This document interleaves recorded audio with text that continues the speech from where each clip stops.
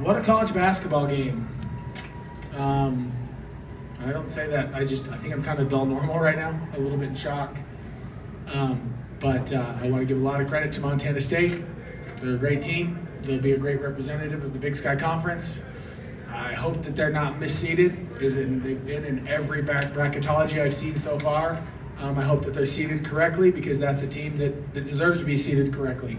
30 wins isn't a joke. Our league isn't a joke, and I really hope that the committee does the right thing when it comes to that team and their body of work. Super disappointed for our kids, what they've been through, what they've done this last week, making this,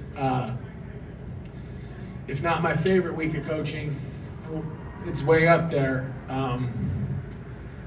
My heart's broken for our kids, and for myself, just that I don't get to hang out with them the way I've been hanging out with them the last little bit, and watch them come together and fight and stick together and do what they've been doing for the last week. So congratulations to Montana State. Obviously, wish them the best moving forward, but this one stings. For both players, can you just walk through or describe the swing of emotions from hitting that three-pointer to go up to seeing them hitting that buzzer beater? Yeah, I mean, it's pure joy. It's straight heartbreak. Really hope, thought the time was off. I guess credit to her for, playing until the buzzer. It's a saying for a reason. And unfortunately, I think we all stopped when she missed that first shot. And so, that's a remarkable team. We may have gotten too high on the three, and thought, oh, we have it, but they made a great play. It's a great team, great player. Credit to them.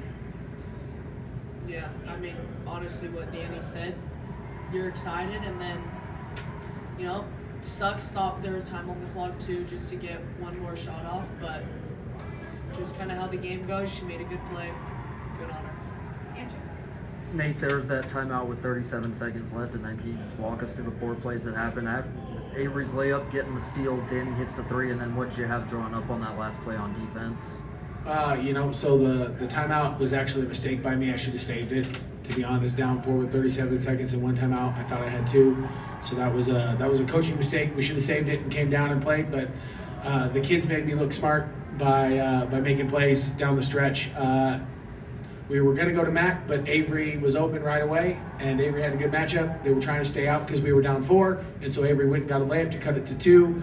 We immediately wanted to trap on the sideline. Even when they advance it, we essentially just shrink our full court press into the half court, and we continued with it. And obviously MJ, I'd love to say that I drew it up, and I'm like, yeah, she's going to dribble this way, and you go behind her, and you're going to steal it, but that's just a really good player.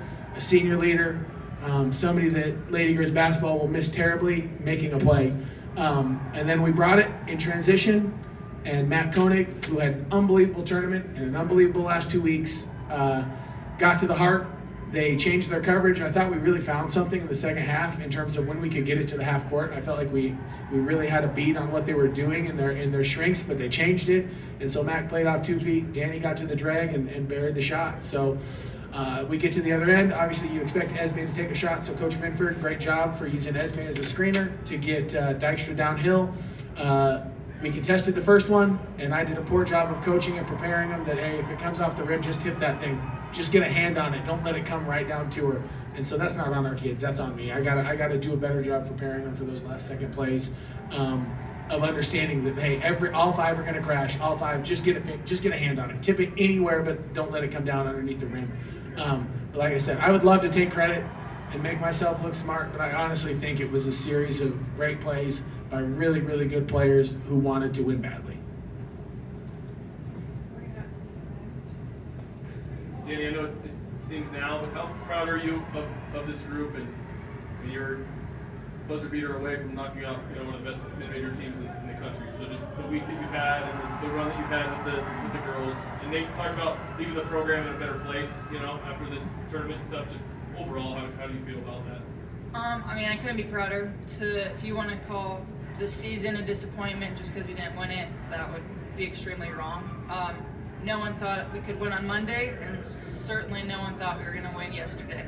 And so to come in and, you know, lose on a buzzer beater, right?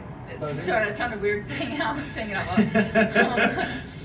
But, you know, I'm really proud of our resolve as a team and just the fight that we had. We never let the lows get too low to where it drowned us like it had previously in the year. And so I'm just super proud of our fight.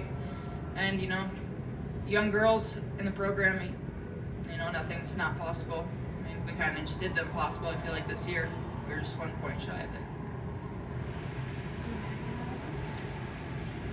I mean, if you question, I don't think, not anyone in this room, but I think if anyone questions Dani Bartsch's commitment to this program and her leaving it in a better place than she found it, I would be happy to have a spirited discussion with them, because this is a kid that's all she wanted to do, and she did, and this week proved it. Lady Riz basketball is better than it was when she got there because of her commitment to it, and then obviously MJ's commitment over the last 2 years moved this program forward.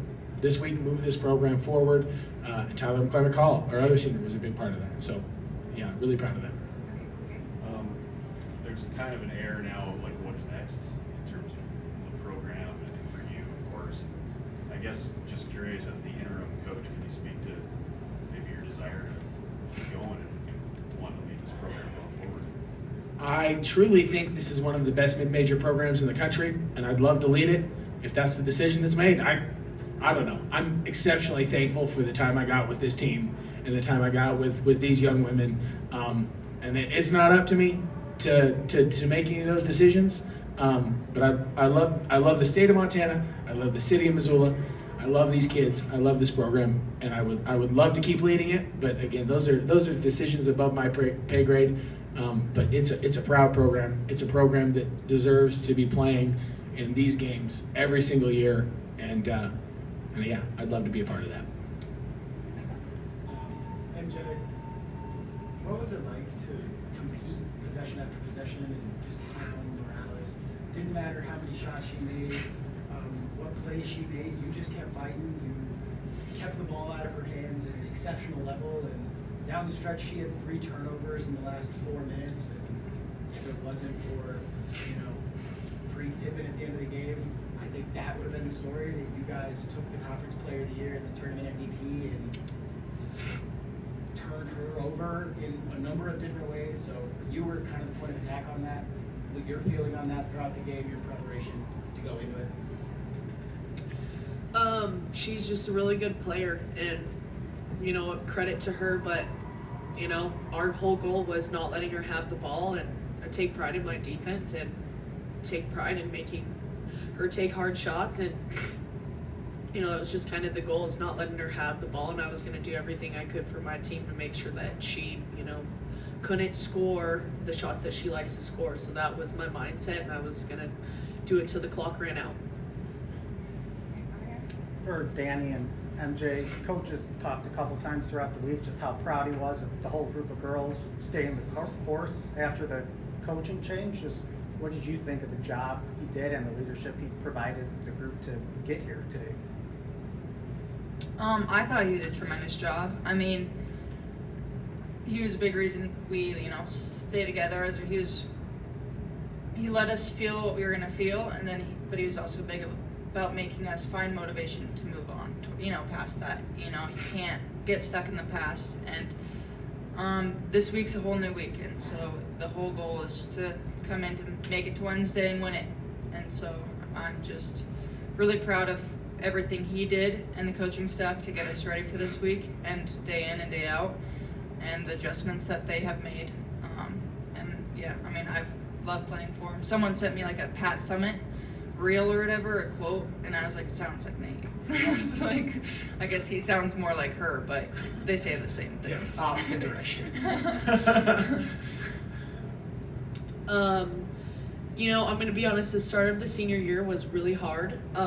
Wasn't really sure kind of what way it was going to go, and when things kind of hit the fan, Nate was the one that stepped up for us, brought a positive attitude every day, fought for us every day. even when things didn't go our way, he never gave up on us. He stood by us. He believed in us, even when other people didn't believe in us. And that is why we are here playing in this game, is because of him and because of our other coaching staff. And so Nate is really humble. He doesn't like to take any credit, but we are this good. And we fought so much because of him and his belief in us and the way that he backed us every day and made us better every day. So Nate's an incredible coach. We were so blessed. I personally am so blessed. Nate let me have a good end to my senior year that I didn't think I was going to have. And so I'm just really, really grateful that God placed him in that position and that he was able to coach my final games as a Lady Grizz. So fantastic coach. We're super lucky to have him. Whatever happens next, that program is blessed to have Nate as a coach. Last question. Yeah, we should end it right there, but we got one more question. You guys fell down 10 in the second half, trimmed it to 3 there in the third quarter, and I saw you tell the girls in the timeout they have no answers. What was it about their half-court defense that gave you that feeling? Coach Willie gets the credit on this. He sent me an article about a Division III team I think they're in Vermont, that does some stuff offensively that the Memphis Grizzlies have picked up, and essentially they burn the corner. You heard us yell and burn it. All we're trying to tell them to do is to cut it. Like, just cut the corner. And when you do that to Montana State, the way they zone up in their help defense, it caused them a ton of problems. We got a ton of open looks even down the stretch, and it completely changed the game. We did it early in the third quarter, and so I wasted a timeout. That's why I thought I had 2 left at the end. But I wasted a timeout so we could be like, no, we want to get to this side with 2 people, burn the corner, slide with it, and we're going to get open shots. And now they still turned us over a little bit in the full court, but I felt like when we were able to get it to the half court, we felt really good that we were going to get a really high quality look. And so Coach Willie sent me the article. He's been pushing. He was in the film room all last night saying, oh, we had one more day. I'm like, well, I just said at halftime, what's the point in waiting? Like, let's go for it. And obviously we got some great looks. Would have loved for a few more to go in, but I can't remember with the school, but the Memphis Grizzlies and some Division III school influenced us today. All right, that's all. Thank you, guys. Thank you.